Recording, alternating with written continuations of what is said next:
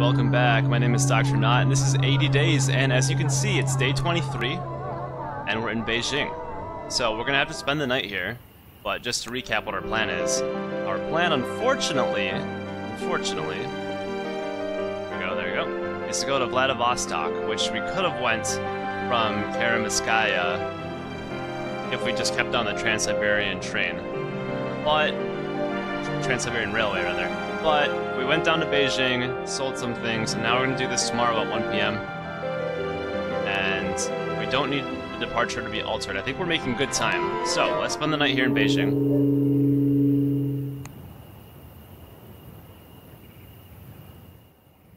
What remained of the day, I went out to explore a little, and spoke to a nervous French widower who had lost a monocle, which I helped to recover, and who then, between outbursts of shouting, let it slip that the most efficient way to Batavia is to go via Hong Kong. I assured her we were unlikely to head that way, at which my friend smiled. I can't see why you're on this trip anyway. Alright. But we can't explore, so we're just gonna head straight off to Vladivostok. Let's go. We're always going to pay for more space. We're not losing our luggage. It's not worth it. Baking sunshine and mild seas. Kind of hot, huh? We're going around the Korean peninsula. But first, we boarded the Jiaqing, a Chinese junk with billowing patterned sails and a red and gold phoenix painted upon its prow, bound for Vladivostok. Your ship is heavily armed, I remarked to Captain Zhao, gesturing towards the cast iron carronades on the deck. Do you expect trouble? Pirates, he agreed, and then nodded. Or war. It was not a surprising response. It had been 10 years since the last Opium War, but European powers and Russia still scratched at China's borders. Let's chit-chat. Greetings, Captain. Passpartout, why? My good man. Let's ask about Vladivostok to Yokohama. According to my timetable, Vladivostok is connected to Yokohama. You mentioned steamships. I've been told my uncle had a friend who worked aboard the cargo steamer from Lima to Santiago. Tell me more about Santiago. I could tell you about a time, but now, you think the Russians will go to war with Japan? Let's say no. The Tsar has many other troubles. I agree, it is all bluster. Yokohama, let's figure out more. Did you know some buyers will pay well for Stetson hats from Yokohama? Interesting. How about Yokohama to San Francisco? The route from Yokohama to San Francisco is timetabled. You mentioned steamships, I guess. I've been told my friend had a wonderful time aboard a cargo steamer from Santiago to Lima. You already mentioned that. How about more about Lima? Now here's a funny thing. What? How about Lima to Pitcairn Island? Thank you, I have enjoyed our chat. Okay. New routes. We got Lima to Santiago. So I feel like the best route to take is to stay in the Northern Hemisphere almost, because we're currently in the Northern Hemisphere, we want to get to London, right? I spent the first day aboard, watching the scenery go by. Now, we should be in conversation. Hoping to find options for our next journey, and I picked up from a nervous Javanese ragamuffin that the traders who sailed from Honolulu to Panama City were always open to healthy bribery. As night drew on, incredible stars filled the sky. It was a most peaceful, beautiful moment. Alright, here we go, around the Korean Peninsula. He's fine, let's converse some more. I'm at your service, Monsieur Fogg. Why, my dear Passpartout? Let's ask about Vladivostok. I hear the commercial port has been relocated. It is now a military town. Oh, how about Yokohama? For instance, some buyers will pay well for Stetson hats from Yokohama. Okay, how about Hong Kong? What about Hong Kong? For instance, some buyers will pay well for coats from Hong Kong. Very good. Alright, you're very helpful. I saw Captain Zhao reading a Chinese newspaper at breakfast and asked if he would tell me the news. He pressed his lips together. It is out of date. The Shen Pao is printed in Shanghai, and I only pick it up when I happen to dock there. Do you have any English newspapers? I asked. My master devours them like penny dreadfuls. It's about creased. I do not, I'm afraid. What is a penny dreadful? They are serialized adventure stories, full of drama and excitement, I explained eagerly. They are sold cheaply on the streets of London, hence the name. I spent a stimulating afternoon in discussion with Captain Zhao, as the wind filled our fully battened sails and sped us on our way to Vladivostok. Well, we know we can get from Vladivostok to Japan. The Jiaqing, I don't know, I can't pronounce it now, had to dart between the busy junks filling the harbor to find a space to dock. I was keen to see what Vladivostok had to offer, and stepped off the boat eagerly to hurry after my master into the city. I think we can complete our railwayman's uniform here for use on train journeys. That would be helpful if we actually go across North America. It'll probably be by train. Railway cap. Alright. Oil paints. Let's see. We're not gonna go to Hong Kong. San Pedro is in Mexico. We might go there. Anything... I don't really care for anything we have here. I want those two timetables. This, I don't think we need. Let's grab this. Will this fit here?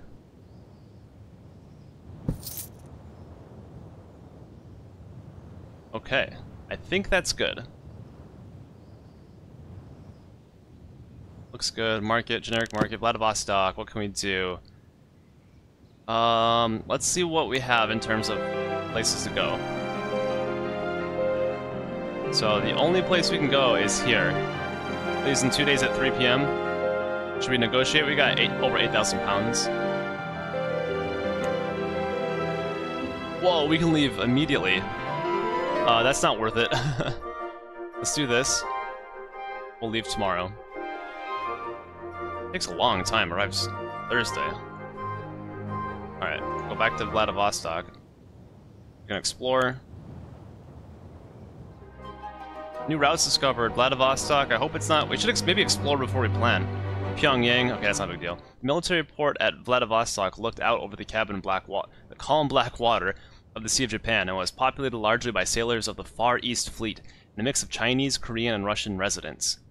I was curious about the foreign residents and managed to chance upon Diao Feng, a talkative Chinese merchant who spoke a remarkable array of languages, including French. "We're not foreigners," he exclaimed. "Good sir, my family has lived in Haishan for many generations." "Haishan what?" I stammered, as he snorted with laughter. I kept trying, until I managed a semblance of the correct sounds. Feng looked impressed, by my effort at least. "Most foreigners have this trouble," he said neutrally, and I was rather abashed. Haishan means sea cucumber cliffs. It is the Chinese name for the city of Vladivostok, though once it was called Yangmingchen, City of Eternal Light. The earlier name is more evocative, I opined, and Feng agreed. "Yes, my friend, much is lost with time." The hour was getting late by the time I made it back to my hotel, but my adventure here was far from over. An imposing Imperial Army officer accosted me in reception and subjected me to a thorough search. I gave no objection, and he studiously went through our cases in my pockets, although of course he found nothing seditious. "Vladivostok is a closed port," he declared. "It will be held while the decision is taken in your case." What? Frankly, I was glad of the rest. Oh, look at that. That crushed us. We'd been rushing on the world far too fast. Oh, that crushed us in time, too. My taste. Oh, we missed our... It was... Oh, that sucks. We missed our trip, I think. We had been rushing around the world far too fast for my taste. It was time for my soul to catch up with frame. And so it was that we came to spend 4 nights in a Russian military jail. Not an experience I would recommend, even for the hardiest of travelers. When we were finally released, it was without much discussion. We were pointed to the docks and told to leave, and quickly. Relations with Fogg have deteriorated slightly. Slightly? We got crushed. We just wasted 1,000 pounds and we couldn't take the... Oh, wait, we can go. We just get out of here. That's going to take up a lot of... Let's just go. Whatever. Korean ship. We avoided the Russian military ships and instead took passage on a Korean vessel crewed by a mix of Koreans, Mongolians, and Siberians who regarded Monsieur Fogg with grave curiosity. I tried to dismiss their attentions, but it did little good. They continued to goggle at my master in mild disbelief until he retreated below deck with the slightest of furrows etching his brow. Yeah, let's, I do not wish for a superior valet. We need to get his health back up, because he's gonna lose 18 more on this trip. The first day aboard, we kept ourselves mostly to ourselves. The crew seemed busy with their tasks, and I was happy to have fewer of those myself. Monsieur Fogg was his usual impervious self, however, and made his calculations, and read his newspaper. Meanwhile, the boat steamed onwards. It's definitely a low point in our journey. Let's keep at him. You are most entertaining, Passpartout, thanks. One of the cabin girls, Elena, spoke good English and was attached to us as a translator, but she created as much conversation as she explicated. Do you know my parents? Are they famous? Elena nodded. My father was a Russian officer, maybe, I think, and Mama comes from a famous Cossack family. They're all soldiers. Your maman is a soldier? I blinked. She dressed as a boy and joined the Cossack post. Elena wrinkled her nose. My auntie and grandmama were soldiers too, Mama says, but I have to earn enough money for my own horse and armor before I can join. I blinked down at the little cabin girl, rather at a loss as to how I should respond. That's nice, I hazarded, and she nodded enthusiastically. Mama runs the boiler room.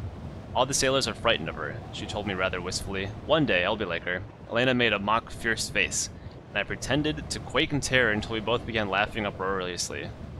I'd like to meet her, I said, and Elena giggled with delight. I will ask, she replied.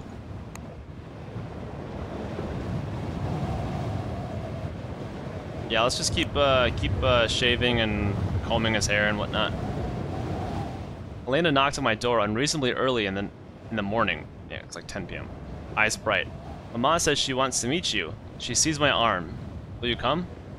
Lead the way, mademoiselle. We descended into the bowels of the ship. Felt the heat and noise of the engine before I saw it. The rumbling whistle of the boilers, the shouts of men shoveling coal, the thumping of the pistons and the groan of metal. A woman with muscular arms, sheened with sweat and hair shorn to her ears, presided over the activity with well-worn confidence. She glanced over to us and grunted. I bowed deeply, as I would to any lady. Unimpressed, she spat at my feet while Elena chattered away in an unintelligible dialect.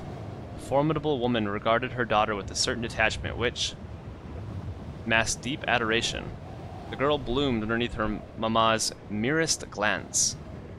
We took our leave soon after, and Elena smiled at me radiantly. Isn't she wonderful, she breathed. I nodded enthusiastically, and Elena bestowed another bright smile upon me.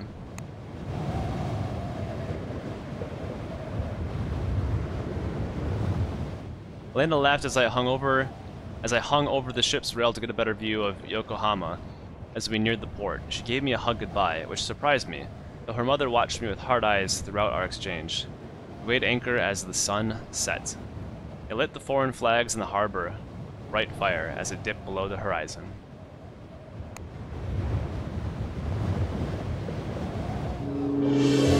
The Stetson hat could earn us well here. Yeah, let's do that. Ooh, look at an amethyst. Alright, Stetson hat. 270, we need some money. Even though we're 3,385 pounds better off than when we started. Elastic wallet. Part of the Urban Traveler set, huh? We can get that, we can get amethyst. Burlington, yeah, we'll head that way. It's a pretty cheap 15 pounds for the two of those things, sure. Motomachi Market Street, a lively street thronged with people of all countries and nations. Good gracious, this is rather more exhausting than I anticipated. Well, yeah. We did go from London to Yokohama in 33 days. Let's see where we can go. Holy moly, we can make it all the way to North America. That's the only route we can take. 4,000. That's insane. Or Manila. That's going backwards, essentially. This is, so we can go down here and then go across to Honolulu. I wish, is there a way to check to see how expensive this one is? Yes, there is. We know how expensive this is. Not really, we can't figure it out until we go down there. And if we go down there, we're stuck. So this is gonna arrive Monday, that's 2 more days, it's day 35, and then we have to go across to there. Or we take this. This is gonna take 6 days, but it brings us all the way to San Francisco. And we go right now. That's gonna bring us really far low. Let's spend the night. Let's explore. We can leave the next day. We have to. It was hard to believe that Yokohama had only relatively recently opened to foreigners. There was an entire foreigners district not far from the waterfront, where it was as common to hear Chinese or Russian as Japanese. There was a melding of cultures and clothing styles. Russians arrayed in the rich colors, hoop-skirted British ladies lately of Bengal or Singapore, Americans who had adopted the coat-like haori over their shirts and trousers. I noticed a Japanese man watching the scene with a look of intense concentration and scribbling in a sketchbook. "What are you doing?" He jumped and left a smear of ink on the paper. He looked up, clearly irritated. "Do you mind?" he said, his accent an unholy mix of Dutch, French, and English. "I'm making a drawing for a woodcut."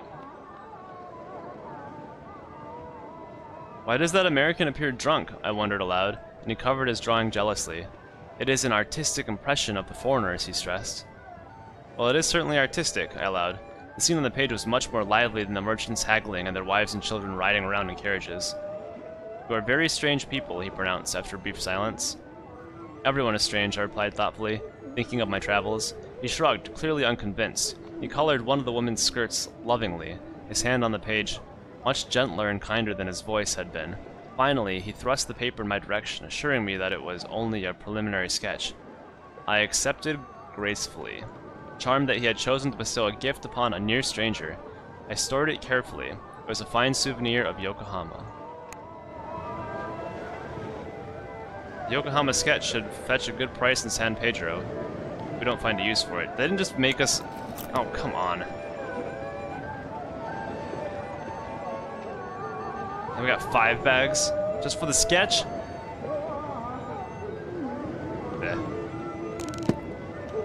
Alright, let's spend the day in a hotel. Need him to heal up a little bit. As night fell, I attended to Monsieur Fogg. Yeah, we need to heal up. Ensuring he was comfortable with the hopes he would have a comfortable night. Relations with Fogg had strengthened slightly. Good, good. Well, now the journey is proving more draining than I expected, for sure.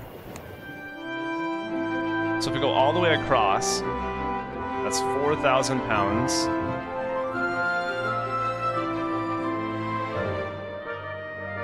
It'll take 6 days still. We'll have to pay more. It's 4,000 plus. Yeah, let's do it. Let's do it! This is gonna be a long voyage. On the Waterlily was a sleek iron-hulled ship submarine prototype captained by a severe American by the name of Wicker, who wore a top hat. At all times, and preferred tea to coffee, which greatly endeared him to Monsieur Fogg. In addition to the usual compliment, the Waterlily carried an entire corps of brass-goggled engineers and a brace of submariners on standby. The captain called the order to submerge. The rumor was that she was a Confederate vessel, sold off to a private concern in the later, more desperate stages of the Civil War. But I saw no trace of a dark past aboard. The crew seemed a happy family and welcomed us into their iron-hulled bosom. We're gonna keep him in good spirits, because we're gonna lose 30 on that. Our cabin, while hardly spacious, was adequate to our needs. One of the midshipmen came by to show us how to use the pressure seals in case of submersion. But in all other aspects, I resigned myself to yet another interminable steamship ocean crossing. I was not to be so lucky. Uh-oh. There's gonna be events. I think we can converse once. The salty air blew cool and sharp against my face as I opened the door onto the top deck. It was painfully early, and the only passengers awake were a group of Chinese laborers hunched miserably near the stern. I paid them no attention, catching an unpleasant sound from one of their number. Okay. Let's do that. Yep. It's Tuesday, day 36. I accompanied Monsieur Fogg to a game of whist with a family of American missionaries who were traveling back to San Francisco for a family wedding. The master began strongly, but Mademoiselle Loretta, the eldest girl, had a sharp eye and won several hands in a row. A new round was dealt. I noticed Mademoiselle Loretta slip a card into her sleeve. I blinked twice in pure astonishment and glanced up at her face, which was utterly calm, betraying nothing of the action of her nimble fingers. The minister's daughter was a cheat, a skilled one at that. I filed away the knowledge, let's just sit on it, for an opportune moment, catching her eye to convey that I had noticed her little sleight of hand. She blushed with all the manufactured prettiness of an accomplished actress, then raised one eyebrow in silent challenge. Ooh. Our journey continued on. We're gonna have a showdown on the Waterlily.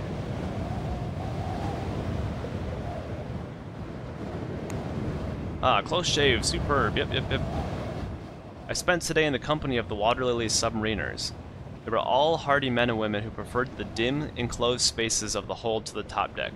Too much sky, one of them said, squinting suspiciously. Her crewmate nodded. All that fresh air, they shuddered collectively, and suggested a bracing race to the boiler room. I impressed them with my physical prowess, coming in a respectable fourth just behind their commander. She was a half-Japanese, half-American sailor by the name of Davis. Izumi to my friends, she said, clapping me heavily on the shoulder. Now, a rematch of your choice. Very well, I declared, and promptly suggested a test of acrobatic skill. Though the submariners were all fit as horses, they had never attempted to, for instance, form a pyramid or walk the length of a corridor on their hands. They competed with me gamely, but admitted themselves outclassed. Commander Davis even applauded. Izumi nodded as I took my leave. You're not so bad.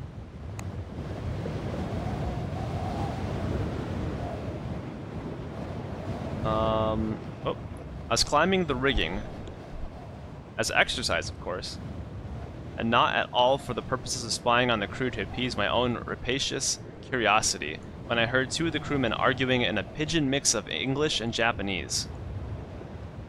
I closed my eyes and listened to their voices. Only a few words were audible over the howling of the wind. Shrine, heathen, worship, for a sudden scream rent the air. One of the sailors was falling from the platform's edge. I was unable to look away. As he fell, his body lay still and crumpled on the deck. But I heard his scream in my head for days after. I looked up and managed to catch sight of the fallen sailor's companion, his face still and pallid. Was that guilt in his eyes, or merely shock? He slipped away before the captain arrived. And I followed him. He retired to the crew quarters, and I began to hear the sound of desperate muttered prayers. Someone got pushed over the edge, like up here, down there. Let's help out Fogg there a little bit. The Waterlily's crew held a funeral for the dead sailor. I was not specifically invited, but felt a sense of responsibility, having witnessed the man's fatal plunge. Captain Wicker led the Christian service with customary grimness. I was surprised by the absence of the sailor's companion, who had been arguing with him just before his fall. Yet he was not the only one missing from the funeral. Oddly, only half the crew had come to pay their respects. I went in search of the rest, only to find them making an offering in front of a makeshift Shinto shrine in the crew quarters. The fellow from the night before was amongst them. The captain doesn't want us at his Christian ceremonies. He thinks nothing of our faith, one of the sailors told me bitterly. We make our offerings here instead. The character is now suave.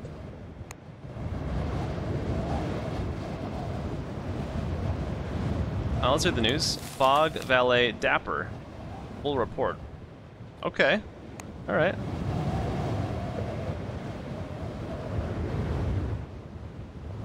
Wait. Was it just Saturday, now it's Friday? Is it... What? Storm. Oh, did we cross the international date line? Is that why that is? Interesting. They keep that really specific. So we were here Saturday, we go back to Friday, it'll be Saturday again. In 2 hours. Storm. Too exhausted to write a proper entry. Suffice to say, we are still afloat. As we settled down for the night, I was struck by an unrelated thought. Monsieur Fogg, the dateline! We have altered our watch already, Monsieur Fogg replied calmly. Did you think I might forget? The master was, of course, correct. With an eye such as his, it was unthinkable that he might miss such a detail. Yeah, that's the thing we were just talking about. We lost a whole day, though, I think, right? No, we get it back for 2 hours. We had reached the point directly opposite Greenwich, where the hours we had lost in traveling around the Earth were added back. A whole extra day! Sort of, but we're just so late already that it didn't really matter. We should be getting... I thought we were getting in on Saturday, weren't we? Yesterday's storm hit us with little warning. One moment I was preparing Monsieur Fogg's shaving water at exactly the right temperature. The next we were being tossed from one end of the cabin to the other. We were only lucky that the bed was securely nailed to the floor. Rain clattered against our iron hull, nearly drowning out the shouts of the crew. The storm lasted nearly 6 hours and blew us far off course. The captain spent most of the day peering at his charts, trying to locate our position. There is no land anywhere upon the horizon. Relations with Fogg have strengthened slightly. Oh, come on. Is that Alaska? The captain announced a change of destination. No! The Waterlily would now make for nearby Hawaii rather than San Francisco. We would make port in Honolulu in 5 days. Oh my god! And would have to find our own further conveyance from there. Monsieur Fogg's lips pressed ever so slightly together, a rare outward sign of entirely understandable annoyance. This, my master said, will not do. Indeed not, sir, I agreed, not even daring to calculate the delay and expense our unexpected diversion would cause. Monsieur Fogg gave me a cool, appraising glance. Captain Wicker has reneged upon his word as a gentleman, he said curtly, before lowering his voice to an almost furtive undertone. Our course is clear. We must mutiny. I opened my mouth to agree, wholeheartedly. It continued on without so much of a pause. See to it, Passpartout. Use your natural charm? I interjected brightly. Quite, he said. With the agreeableness of a gentleman who has just given his valet a near Herculean task. We will mutiny in 5 days when we reach Honolulu. Make your preparations as you see fit. Relations with Fogg have strengthened slightly. But this just got interesting. Greetings, mademoiselle. Passpartout, why hello. I'm very interested in Honolulu. I've heard Honolulu is impossibly beautiful. A paradise. How about Honolulu to San Francisco? You mentioned steamships. I've been told one can travel by river barge from Asuncion to Buenos Aires, but the journey is a tiring one. Okay, thanks. More about Buenos Aires. Did you know some buyers will pay well for oil paints from Buenos Aires? Now, anyway, are all Frenchmen like you? Yes, they are. We're all charming, handsome rogues. I will pray for all of your souls then. Oh. About Buenos Aires to Auckland. Did you know some buyers will pay well for oil paints in Auckland? Is that so? I wouldn't be surprised if you can pick up harmonicas in Auckland. Extremely valuable in New Orleans. Goodbye. Come on, I'm trying to mutiny here. Asuncion to Buenos Aires. We're over halfway through the journey. My task was clear. I was to foment mutiny aboard the Waterlily. I decided to begin by exploiting the crew's animosity towards one another. Divide and conquer, or so dear Maman always counseled. There we go. I considered inflaming their religious passions, but such passions were, by their nature, unpredictable, so I decided to desecrate the Shinto shrine and blame it upon the zealous Christian converts of the crew. It was not long before the Shinto adherents began to seethe and mutter of their ill treatments, looking towards the captain with suspicious eyes. Such suspicion could easily be tipped into revolt. Perfect. Ha ha ha. We're gonna keep seeing to Fogg.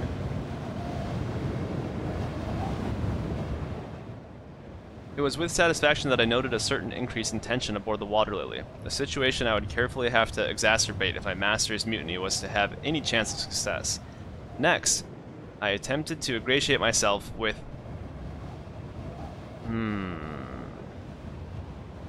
the Chinese laborers, that makes more sense, who were still rather storm-tossed and discombobulated. I managed to convince them to play dice with me and proceeded to booze deliberately to gain their favor, to the tune of 200 pounds, a handsome sum by any account. They were greatly pleased by this newfound bounty, and combined with my grace in losing, this seemed to make them look upon me with great favor. Yeah, we're gonna make this mutiny happen. We're gonna make it happen. Because this is uncalled for. Ah, shave, superb, yep. I had attempted to suborn the obvious targets aboard the Waterlily, but wars were often won by the unexpected. With that in mind, I turned my attention to the ship's artificer, a tall, rather imposing woman in a short jacket embroidered with the guild's copper lily. Artificers were notoriously neutral in the matter of conflict or civil disruption, but I showed her my artificer's medallion. Yes! She sighed heavily and told me to call her Shahnaz. It seems that I must honor my guild's debt, she said with evident reluctance. You may call upon me. Perfecto! It's all coming to plan. Let's just keep him. We're gonna groom him so much that it's crazy. I spent the day putting the last finishing touches to my planned mutiny. It was a matter of as delicate and serious as the creation of a souffle by a master chef. I spread word of my signal amongst the allies and stayed up late. Ensuring every man and woman on my side was true. Yes, we cannot sleep. We have to do this properly. Oh, I got you. I got you right before Honolulu. We reached Honolulu in the dark. The captain took a small skiff into the harbor with a few of his officers, wishing to inquire about repairs before putting the Waterlily into dry dock. Monsieur Fogg watched the boat for a long moment. Now is the time, he said crisply. I trust everything is in order? I assured him it was, and he nodded, having expected no other response. Let us hope so. With that, my master retreated to his captain, and I called the signal to arms. The Waterlily erupted into chaos. Everywhere was the clash of sabers and pistols. Now and then I heard the shriek of the officers' sonic weapons, but I was not alone. The half of the crew that followed the Shinto creed fell in behind me with a rallying cry. They fought their Christian crewmates, vicious determination, clearing the top deck within the hour.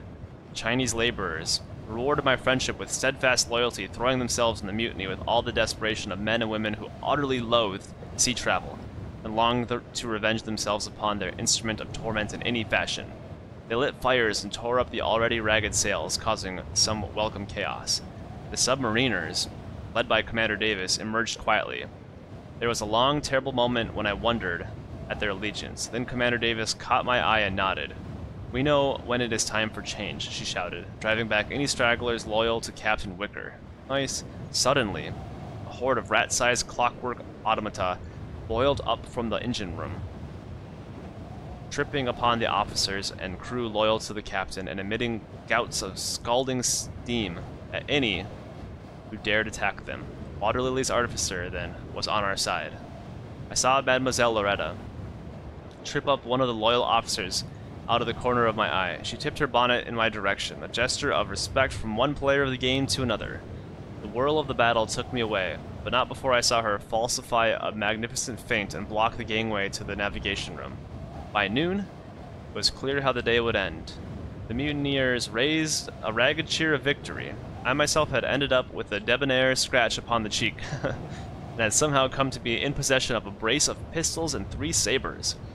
By the time the captain and the officers returned, we had complete control of the ship. They were quickly trussed up and returned to their skiff to seek their fortune in Honolulu. Monsieur Fogg emerged, surveying the scene of recent battle with a calm eye. Well done, he said, the classic gentlemanly understatement. Still, it was well done, and more, if I do say so myself. Relations with Fogg have strengthened. And we're gonna... Oh, we're just gonna keep going! Rumblings intensify of Russo-Japanese War. Alright, we're just gonna keep going. We're just knocking out way too many days.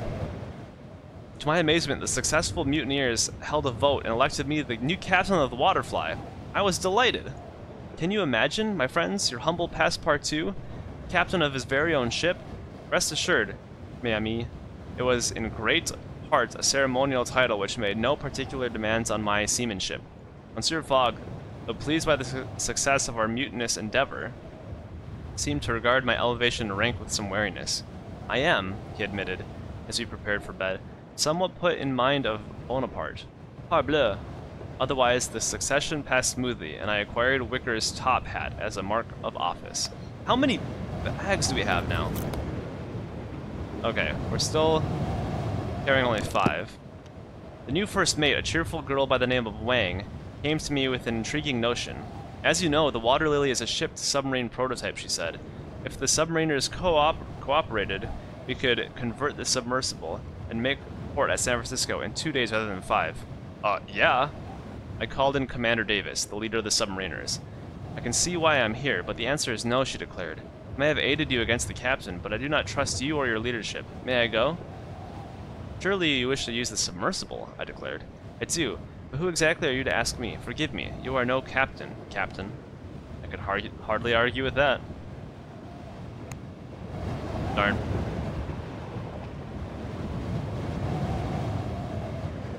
We spent most of the day repairing the damage done to the ship by the mutiny. First Mate Wang took care of the particulars with an efficiency that I was loath to interfere with. Therefore, I spent my time at whist with Mademoiselle Loretta, who waxed lyrical about the grand adventure of our recent mutiny. I feel I have much to learn from you, Captain, she declared, batting her eyelashes in studied coyness.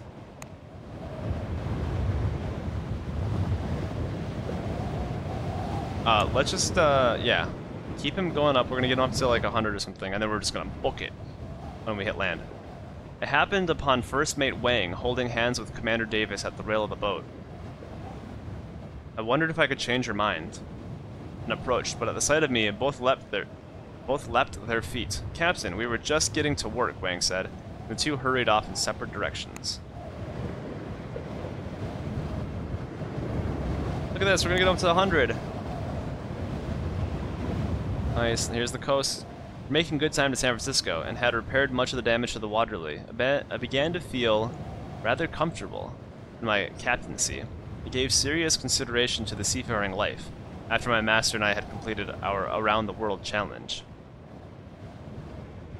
In the evening, I spoke to Wang about our onward journey, and she told me that there isn't a market to be found in Cheyenne. An interesting fact, though I did not know if it would help.